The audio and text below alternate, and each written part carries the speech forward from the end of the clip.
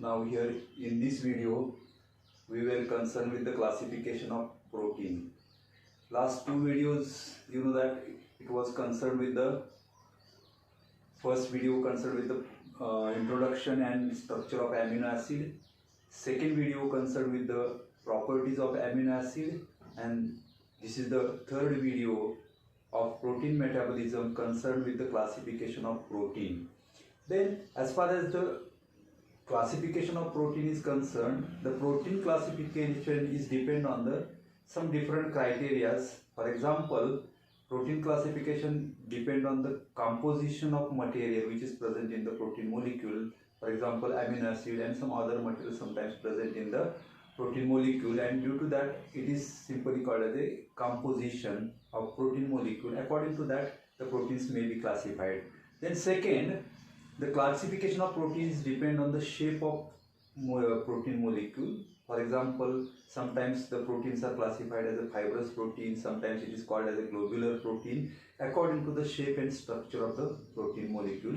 That means protein molecules can be protein can be classified according to the shape of the protein molecule. And third, that is the protein can be classified according to the solubility of that protein molecule. That means protein molecules are soluble sometimes in water, sometimes it is in the alcohol, or some proteins are not soluble in any aqueous medium. At that time it is called an insoluble protein. That means proteins can be classified according to the solubility property. That means the classification of protein depends on the composition, shape and solubility of the protein molecule.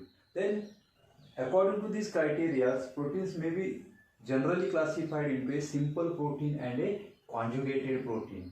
Simple protein and conjugated protein, this is the first classification of the protein. Then as far as the simple proteins are there, simple proteins are purely made up of amino acids, and these conjugated proteins are made up of amino acid along with some additional material, additional substances are present in the conjugated protein. Conjugated proteins are somewhat complex proteins and they are having some other material along with the amino acid, other substances along with the amino acids, and this is simply called as a conjugated protein. The simple proteins are there. These simple proteins are again subclassified into two types of protein according to the structure, that is fibrous protein and a globular proteins. That means fibrous proteins are simply made up of fibers. That means protein molecules or polypeptide chains are there. These polypeptide chains are compactly arranged and they are fibrous in nature, and due to this fibrous proteins are developed. And in case of globular proteins, coiled polypeptide chains are there and they form a globular protein. That means in a globular protein, polypeptide chains are coiled and they are forms a globular structure, hence it is called as a globular protein. Then as far as these fibrous proteins are there, this is the there are different types of fibrous proteins are present in the animal as well as in the plant. In case of this fibrous protein, the first criteria is that fibrous proteins are insoluble in water. They are totally insoluble in water and not digested by any hydrolytic type of or proteolytic type of enzyme easily. That means these proteins are resistant to hydrolyting and resistance for digestion in the hydrolytic type of enzymes, proteolytic type of enzymes. For example, protease, ribonuclease, esterase, alpha amylase, these are the hydrolytic type of enzyme, and in this enzyme the digestion of that fibrous protein is somewhat complicated or somewhat lengthy process. That means these proteins are resistant to digestion with the help of hydrolytic type of enzymes, and they are insoluble in water or sometimes in aqueous medium.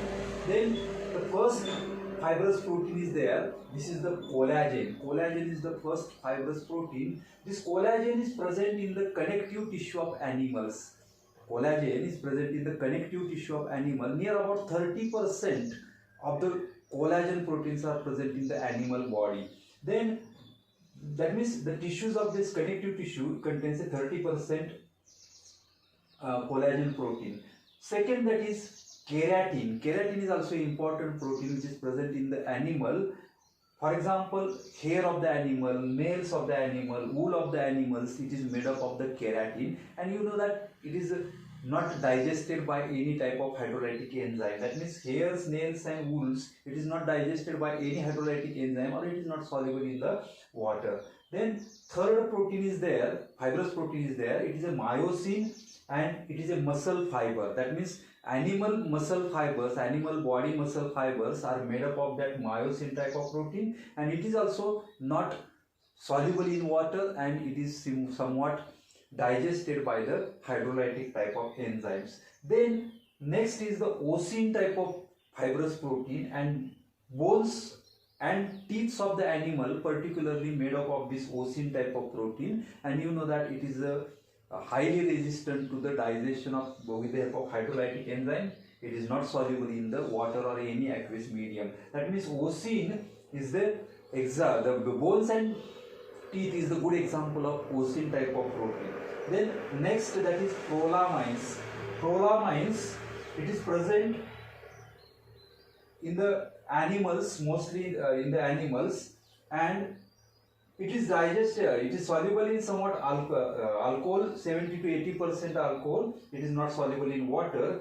Then example of this prolamines are there. It is mostly present in the seed, plant seeds. For example, in the maize, the gene type of prolamines are there. In the wheat, gliadin type of prolamines are there. Then next is the protamines. Protamine is the basic type of protein.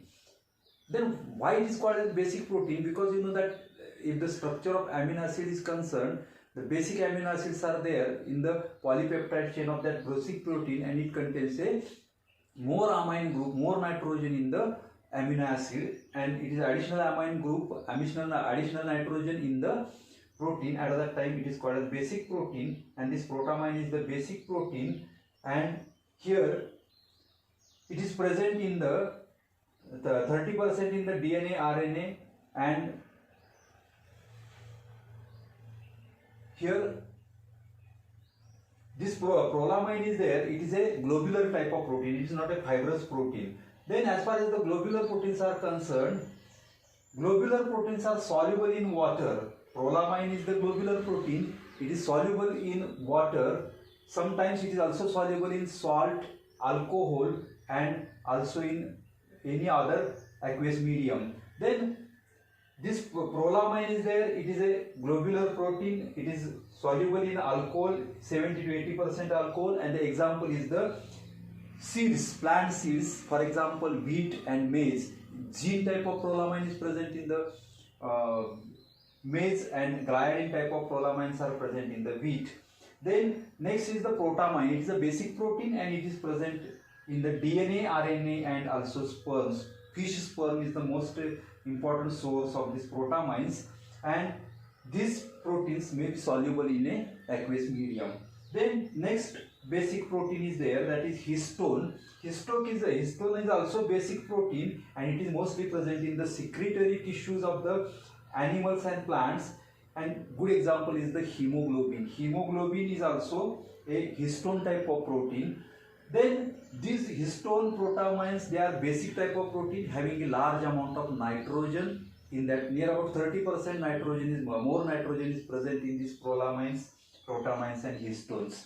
Then as far as these globular proteins are concerned, this albumin is also a good globular protein. These globular proteins are made up of coiled polypeptide chain, and hence it is a globular in structure. The albumin is there. It is mostly present in the egg of the birds, and that is called as egg albumin.